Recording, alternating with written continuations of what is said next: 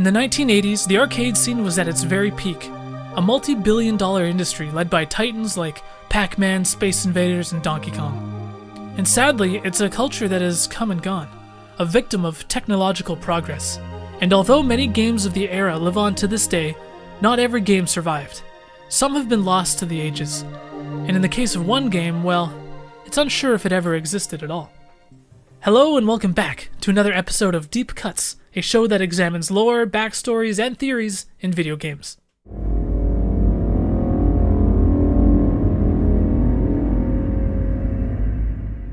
Every medium has its myths and urban legends, video games included, and you can't talk about video game urban legends for long without mentioning Polybius.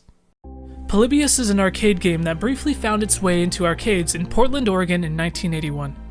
The game apparently played similar to Tempest. However, playing it was said to have some serious side effects, inducing seizures, hallucinations, migraines, and even night terrors to anyone who played it, with the most extreme cases resulting in suicide or even death. Conspiracy theorists believe that it was a brainwashing tool being tested by the CIA, as many claim to have witnessed men in black interacting with these machines, possibly downloading the data the machine had collected. And of course, others believe that it's all just a hoax, and that Polybius never really existed at all, especially seeing as how no physical evidence has ever surfaced to confirm that Polybius was real. Well, what's kept this myth alive for so long is the more it's investigated, the more grains of truth there seem to be, on both sides. Polybius was said to have been distributed in black, unmarked arcade cabinets, and a true fact is, Portland was a test market for new video games at the time, and often these would be in the form of unmarked cabinets. And this was in a pre-internet era. Back then, not everything was documented, and information was not available at a moment's notice like it is today. So it is plausible that a test game was put out in Portland that's, at this point, virtually untraceable. But could a video game really cause such drastic side effects? Video game-induced seizures are a real thing, with some of the earliest studies conducted in 1994, so in the 80s, this was an unknown side effect. Could Polybius have been one of the first games to induce seizures? Well, around the time the Polybius machine was supposedly active, there actually were cases of people getting sick at one of the arcades in Portland. In one instance, a 12-year-old fell ill after a 28-hour gaming binge. Who would have thought? But he was playing Asteroids. This event even made the news. And in another case, at the same arcade, a 14-year-old experienced a migraine, but this time he was playing Tempest, and not Polybius. And a little bit later in Illinois, an 18-year-old died of a heart attack while playing the game Berserk. With a sudden surge of these kinds of reports, it's easy to see how people's imaginations could run a little wild. Writer and historical researcher Catherine Despira wrote an article on Polybius for Retrocade magazine, published in 2012, and later expanded upon in a 2015 blog post, which is absolutely worth a read.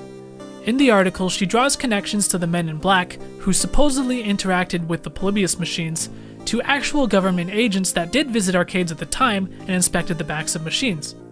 But not to download data gained from mind control experiments, but to look for codes that led to counters or other illegal apparatus used for gambling. You see, pinball machines in particular have a peculiar history of being tied to gambling, and with the arcade industry booming, attracting many kids to these establishments, concern for this issue deepened. And you have to imagine many of the people who were witnesses to these events were younger kids. With their impressionable minds, it's easy to see how these types of stories could be formed and overblown. In 2006, a post was made on an online forum over at coinop.org claiming to be the designer of Polybius. His name was Stephen Roach, and the post is controversial to say the least. Stephen Roach claimed that he was based out of the Czech Republic, and in 1980, while working for a company called Seizures, was approached by a South American company to develop an arcade game with a new approach to video game graphics. Stephen gave many other details, and for a time, it seemed that the Polybius mystery was solved. However, many believe that the post by Stephen Roach is simply internet hoaxing. Seizures, when translated to German, means senses delete. However, the pairing of these two words in German is highly irregular, and wouldn't be a phrase any person who speaks German natively would form. Not to mention, Stephen actually spells Seizures incorrectly in his post twice. And interestingly, origins of a Stephen Roach in Czech Republic are rather disturbing. He had been a security director in a behavior modification center for teens in Mexico, and later for another facility, this time in the Czech Republic. He would subject children to physical torture, starvation, isolation, and many other forms of abuse. He was eventually arrested in 1998 and charged for a number of offenses.